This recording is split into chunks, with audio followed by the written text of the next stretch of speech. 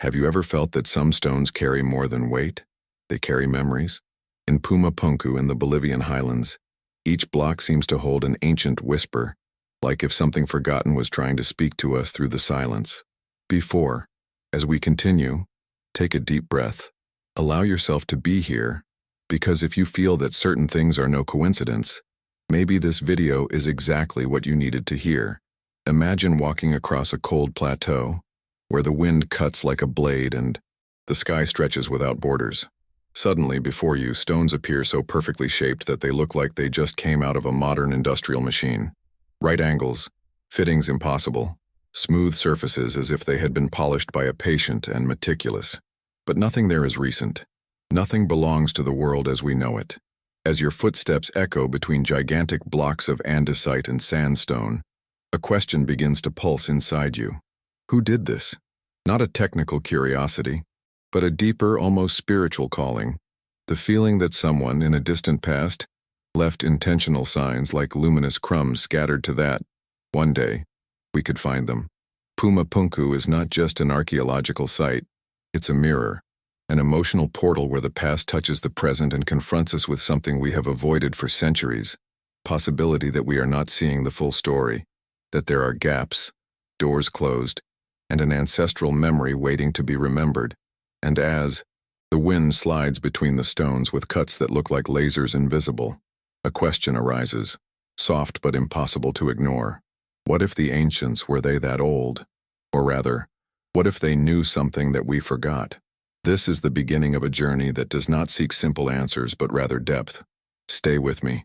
There is something about Puma Punku that cannot be explained just with dates or theories. Maybe it's science, maybe it's spirit, maybe it's memory. But whatever it is, it's alive there, waiting for you. What if what we call a mystery is actually an invitation? When you first arrive at Puma Punku, something inside you falls silent.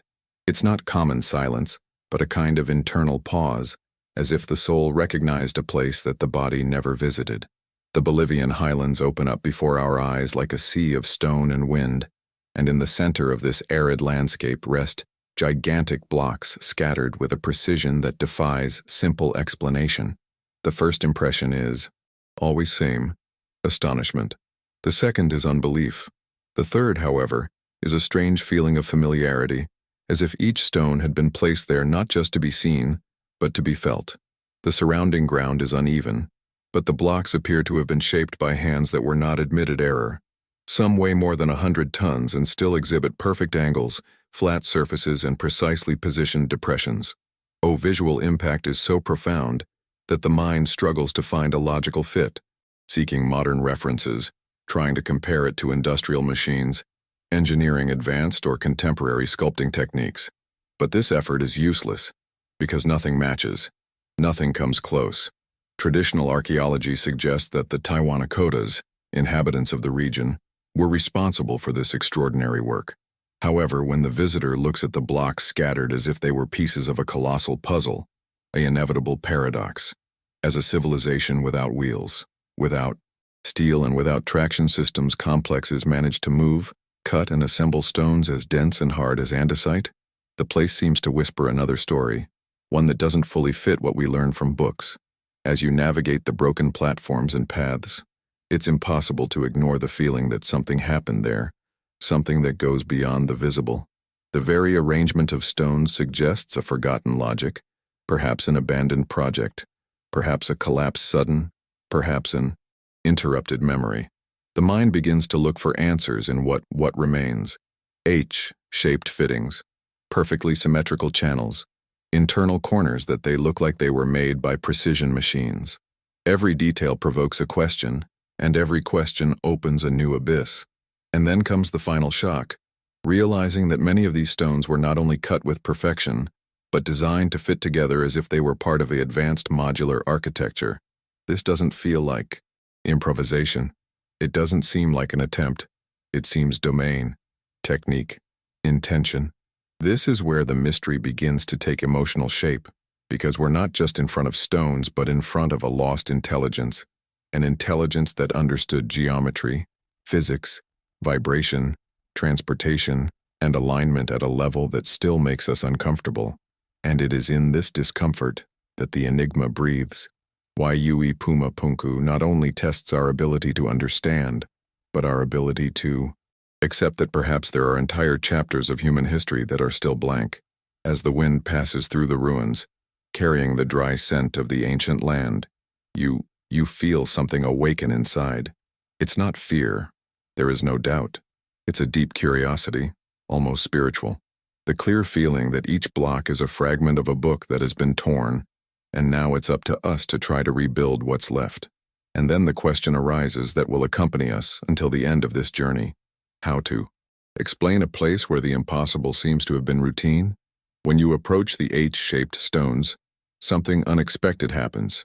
The mind, even when tempted to look for simple explanations, immediately realizes that there is a geometric logic there that does not match the antiquity attributed to the place.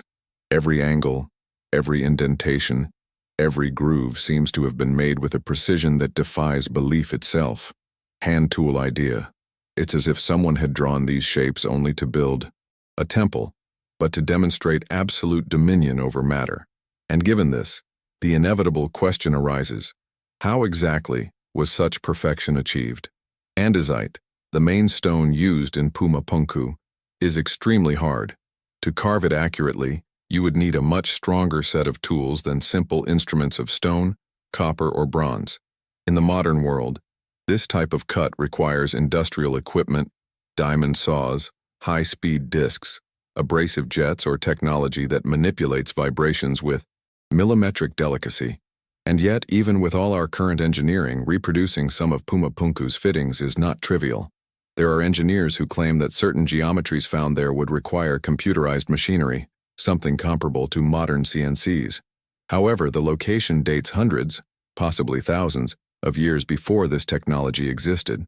When we observe perfectly uniform circular depressions, the surfaces planes that appear to be polished with technical care, and the internal channels that preserve sharp angles and impeccable parallels, a strange feeling sets in. That wasn't just built, was designed with a level of intent that suggests knowledge, depth of symmetry, spatial mathematics, and modular engineering. It's not about ornamentation or religious improvisation. It's a system, a translated visual language in stone. And this is the point where the logic of the impossible begins to emerge. Because unlike other archaeological sites, where we decorate history with interpretations, Puma Punku presents concrete, tangible physical evidence, resistant to traditional explanations.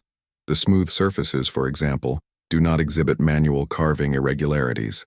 The cuts in straight line do not show signs of progressive wear. The inner corners are so perfect shapes that appear to be three-dimensionally printed. And then the question arises uncomfortable. How a civilization without advanced metal tools managed to create something that would still leave many engineers perplexed today? Another intriguing feature is the use of geometries repeated with almost complete perfection. Industrial. Some parts were designed to fit together within tight tolerances. Extremely small.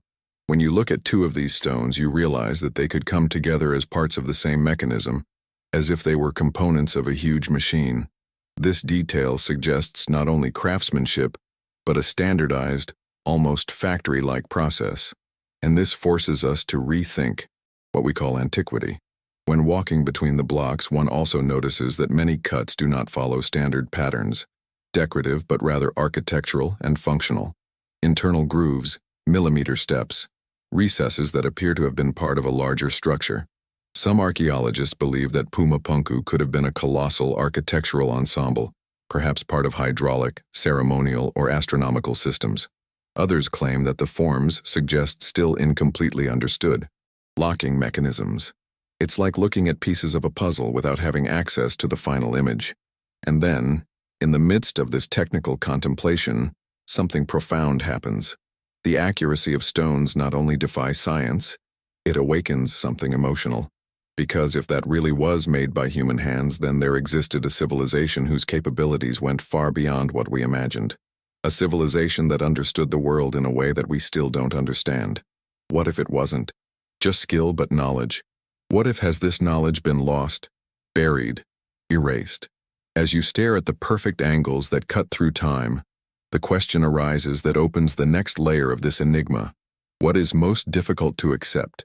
The existence of lost technology, or the possibility that our certainties about the past are incomplete? When we look at Puma Punku, we are not just looking at geometric shapes extraordinary, but in the face of materials that, in themselves, defy historical logic. A andesite, hard, resistant, almost unbreakable, is not the type of stone that is molded with ease. On the contrary, it requires force, high temperature, or hard tools, equivalent to diamond. And yet, in the ruins of Puma Punku, this rock appears sculpted with surgical smoothness, as if it had been crafted by accustomed hands to dialogue with matter in its purest state. Edges are clean, cuts are exact, the surfaces appear cast or molded.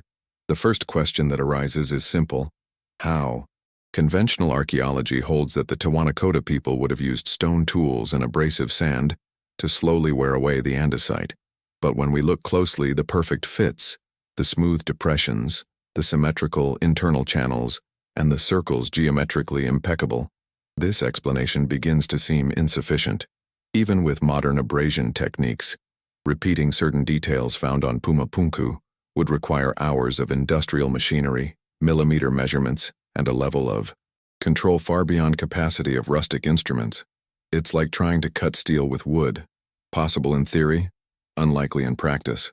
And then there is the red sandstone, also present on the site. Although softer than andesite, it appears in gigantic blocks, some so large that they would require logistics complex even by our current standards. The issue is not just the hardness, but the transport. Many of these blocks come from quarries located miles away, and the path between them is not flat or simple terrain. It crosses elevations, zones rugged terrain, and altitudes that would make any rudimentary drag attempt difficult. Imagine hundreds of people pushing blocks weighing tens of tons without wheels, without animals of traction, and without advanced lubrication systems is possible, but again, profoundly unlikely. Something about the choice of materials seems intentional. Andesite is no ordinary stone. She responds in a peculiar way to heat, vibration, and pressure. It's hard not to wonder if the ancients knew properties that we have forgotten. Maybe they had techniques for thermal softening of the rock, or resonance methods capable of fragmenting and shape the stone gently. There are Andean legends that speak of songs that soften mountains, and although this sounds poetic, many myths carry seeds of technologies lost, disguised in metaphors that resist time. When we think about the complete process, extraction, transportation, cutting, polishing, and fit, we realize that Puma Punku is not the result of a single technical domain, but of an entire chain of sophisticated knowledge. And this chain needs to fit perfectly, just like the stones themselves. A civilization capable of manipulating such difficult materials would require mastering mathematics, physics, collective strength, and perhaps even principles that today we would associate with acoustic or thermal engineering. This does not contradict the history, it just expands your possibilities. And there is a final detail that leads us to the next mystery: uniformity. Different blocks, different sizes, different purposes, but the same precision. This suggests pattern, repetition, method. Nothing there seems accidental. What we see in Puma Punku is not a work made with ritual improvisation. It is a work made with technical intention. This is where a question arises with renewed force. How can a culture without advanced metallurgy has managed to manipulate materials that today defy even our modern tools? This question opens an important door, because it points not only to physical effort, but for the possibility of knowledge, perhaps lost, perhaps suppressed, perhaps simply forgotten by the millennial passage of time. And as we walk through that door, we enter the territory of technological hypotheses that traditional archaeology rarely dare to admit it. At this point, we have already seen that Puma Punku does not just challenge traditional archaeology. He challenges our own intellectual comfort zone. Because faced with such precision, strength, and intentionality, the mind begins to seek explanations that go beyond logic common. And this is where we enter delicate but necessary terrain: the possible lost technologies. Not as a conspiracy theory, but as a legitimate reflection in the face of physical evidence that simply doesn't fit the conventional mold. If something within you is awakening, remain until the end. The answer may be here. There are three main lines of hypotheses. When we talk about missing technologies, advanced cutting methods, unusual transportation methods, and the mastery of principles forgotten today, each of them deserves attention because they all echo, in some way, on the rocks of Puma Punku. The first hypothesis involves the use of vibration. In several ancestral cultures of different continents, there are reports of sounds that move stones or songs that open mountains. These expressions may seem poetic, but there is modern research exploring the ability of vibrations to alter the crystalline structure of certain materials. Andesite, for example, reacts in a peculiar way to mechanical waves. It wouldn't be impossible to imagine that prior knowledge, perhaps empirical, perhaps systematized, would allow that the ancients manipulated vibrations to facilitate cuts that would otherwise be almost impossible. The second hypothesis involves heat. Some suggest that thermal shock techniques could have been used to temporarily soften the surface of the stone, making it easier to model. In some Andean traditions, there are stories about fire that bends stone, and even if this is symbolic, it may point to practices that combined heat and controlled cooling. In the laboratory, we know that sudden changes in temperature can create highly controlled fractures. It's a rudimentary process, but when perfected, it can generate surprisingly accurate results. The third hypothesis, perhaps the most controversial, involves lithological molding. Some researchers suggest that certain parts of Puma Punku have features that resemble earthy materials recombined, as if the stone had been manipulated in a state almost plastic before solidifying again. This idea dialogues with theories about natural geopolymers, defended by scholars who believe that ancient civilizations, they mastered techniques that today we would call mineral concretes. This theory does not explain everything, but opens up space to imagine mixed processes, part sculpted, part molded, part cast. And then there is the issue of transportation. How to move blocks of tens or hundreds of tons across uneven terrain without wheels, without rails, without pack animals specialized. Some hypotheses speak of multiple lever systems, engineering social network capable of mobilizing hundreds of synchronized workers. Others suggest using of the relief itself, creating natural ramps, wooden rails, lubrication with substances, vegetables, or even temporary paths made from compacted mud. The answer may be more simpler than we imagine, or more complex than we dare admit. Finally, there is the most disturbing possibility of all, that civilizations before known have reached levels of technology, knowledge, or methodology that are not survived the catastrophes of time, whether due to climate change, conflicts, pandemics, displacements, or natural cycles. Many cultures disappeared, leaving only traces, and perhaps Puma Punku is one of those traits. No need to invoke science fiction to admit that ancient humans could have achieved levels of engineering that lost historical continuity. What is important at this point is to realize that the mystery is not just archaeological, it is human, because recognizing the possibility of lost technologies is recognizing that our past may be much bigger, deeper, and more complex than we believe. And then the question arises that takes us to the next layer. What happens when do we accept that we don't know everything, and that perhaps the past knows more than we do? When we contemplate Puma Punku not only with our eyes, but with the sensitivity of our soul, we begin to realize something that goes beyond engineering. There is an echo, a vibration that seems to go through time, as if the stones carried fragments of a collective memory that insists on remaining alive. Every block, every angle, every surface polished, seems to hold a story that we don't know, as if they were chapters ripped from a book that humanity once wrote, but later forgot. And maybe the real question is not who built it, but why their voices were silenced. Andean peoples have always spoken of previous eras which they called worlds or souls. In their traditions, each era ends with catastrophes that erase society's entire, leaving only traces, myths, and ruins that survive as landmarks of an almost legendary existence. Puma Punku could be one of those milestones, not just vestige of a people, but fragment of a cycle, something built by hands that perhaps the Tiwanakotas knew, but inherited it like someone who finds a relic whose function has been lost. Aymara legends, for example, speak of beings that appeared before common men, beings who knew the language of stones, For many archaeologists, these stories, they look like metaphors. For the region's elders, they are souvenirs. They don't see Puma Punku as ruin. They see it as a connection point between different times. A portal built not to impress, but to align the human with the cosmic. A place where matter, vibration, and purpose met. And when we look at polygonal shapes, the bases aligned with astronomical precision and fittings that resist even seismic oscillations, we begin to glimpse the possibility of knowledge that was not only technical, but spiritual. Civilizations, ancient times often united science and sacredness in the same gesture, as if understanding the physical world was inseparable from understanding the invisible. And it's that kind of togetherness that seems to resonate with Puma Punku. There is something deeply human about this mystery, because when we realize that maybe if there are entire chapters of the past that have disappeared, something inside us becomes restless. Our own identity moves.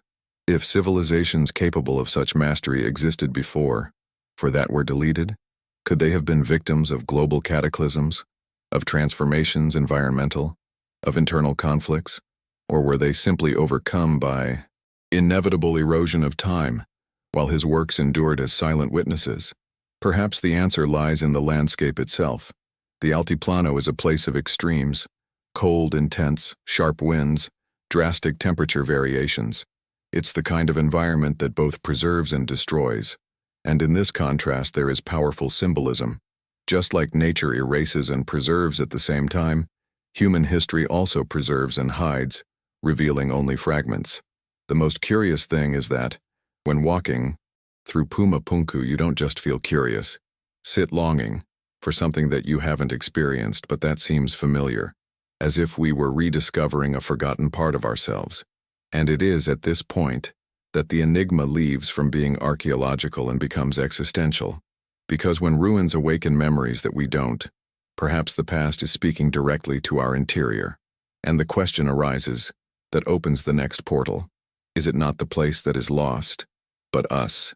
There is a moment in Puma Punku when the mystery stops being just in the stone and it starts to happen inside you. So far we've talked about engineering, precision, transportation, technology, forgotten civilizations. But there is another layer, subtler, deeper, which only reveals itself when you allow the enigma to cross your reasoning and reach the soul. Because when faced with something that shouldn't exist, human beings don't just think, they feel. And it is in this feeling that the real turning point lies.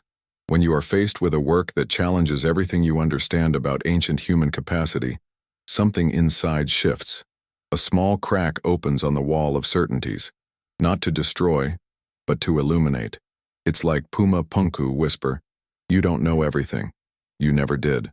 And this phrase so simple has the power to reconfigure entire identities, because we grow up believing that the past is a line, straight, logical, predictable, but perhaps he is more like a broken mirror, where each fragment reflects a different truth. This inner awakening can be uncomfortable. There are those who reject the mystery because fear the feeling of not having control. There are those who deny depth because they are afraid of the abyss. But there are also those who allow questions to enter. And when that happens, something changes. New possibilities emerge, new interpretations, new connections. It's like if the spirit itself began to remember something that was dormant. An intuition ancient, a collective memory, a silent calling. Puma Punku touches human psychology in a peculiar way because it forces us to face a simple truth. We always seek meaning. And when something challenges us understanding, two options arise: close the door or go through it. The crossing is not rational, it's emotional, it's spiritual. It's deciding that the mystery is not a threat, but an invitation. What we don't need to be afraid of not knowing, that we don't need to hide our curiosity under fragile certainties. And perhaps the most transformative aspect is realizing that the enigma is not just in the stones, it is in us. What we see in Puma Punku could be the projection of a much more intimate question. What is possible? What did the ancients know that we've forgotten? What can we still recover? Not just as humanity, but as individuals. Ruin, after all, is not just evidence of the past. It's a mirror that we returns questions that we avoid at present. And this is exactly where the spiritual turn arises. The understanding that the mystery is not, it exists to be resolved, but to be lived, to expand consciousness, to open spaces within us that were closed, to remind us that life is also made of enigmas, portals, and invisible paths. And so, faced with this internal portal, the question arises that leads us to the outcome. If these stones have survived time, what inside you is also waiting to awaken? When the sun begins to fall over the highlands and the shadows slowly lengthen the shape's geometric prints by Puma Punku, something inside us finally finds silence. A silence different, not the emptiness, but the presence. It's as if every stone, every line, every angle impossible to be waiting for exactly this moment, the time when the mind gets tired of trying to understand, and the heart finally begins to listen. Because, in the end, we are not the ones watching Puma Punku. It is Puma Punku who is watching us. The mystery remains there, intact, resisting the wind, erosion, and the narratives we try impose. And perhaps this is its greatest lesson. Some truths were not made to fit into theories. They were made to expand consciousness. Engineering, geometry, transportation, lost technologies, all of this has brought us here. But what remains, what really persists, it is the feeling that we are facing something that transcends the human without denying it. Something that not only challenges our history, but our spirituality. The ruins do not respond. They don't explain. They don't reveal it. Instead, they invite you to look inside, to recognize that the unknown is not the enemy, but a portal. They invite us to understand that curiosity is not weakness, but ancestral strength. Invite to remember that the search for meaning is not a human defect, but a reflection of the soul trying to remember who you are. What if, instead of trying to decipher Puma Punku, we allowed him to decipher us? Maybe then we would understand that every enigma is a mirror, and every silence an answer, because the true legacy of these stones is not just in what they show, but in what they awaken.